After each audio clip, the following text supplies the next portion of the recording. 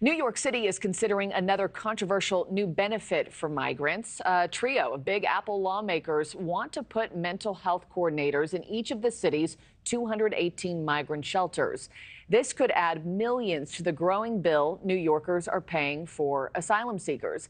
The measure is getting some serious pushback from all sides who say the city just can't afford this. Our Dre Clark is in New York with the latest. Dre, just how much could this plan cost and why is it needed?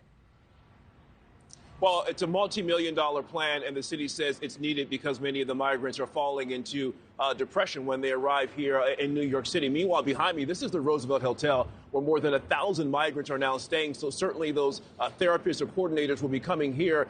But this new proposal we're talking about is still a work in progress. But it calls for providing free mental health services to any migrant who wants it. That pushback you're talking about is because the estimated cost could be $15 million. Now, newly arriving migrants here in New York City who are receiving city services are already given meals, cell phones, and more recently even credit cards, not to mention extended stays in some of the city's nicest hotels. Now, under this new proposal that some city council members hope will become law, mental health therapists would be assigned to migrant shelters across the city. There are currently 218 city migrant shelters. Some city officials say the potential $15 million cost for the program would be well worth it because it's needed.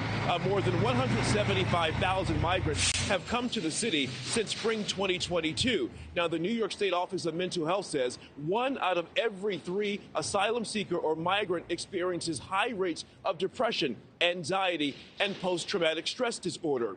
Meanwhile, New York City Councilman Robert Holden said this on X, formerly Twitter: "Our schools don't have enough counselors, crossing guards, safety agents, and the list goes on. But now we should provide free mental health services to the world." Talk about misplaced priorities. Now, it's estimated the cost of currently caring for the migrants across the city could be as much as $12 billion over the next couple of years.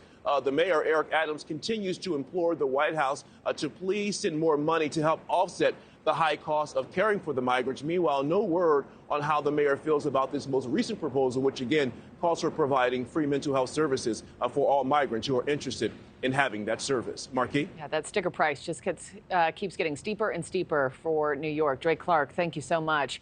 Thanks for watching, everybody. Go to joinnn.com to find NewsNation on your television provider. Also, don't forget to click that red subscribe button below to get more of NewsNation's fact-driven, unbiased coverage.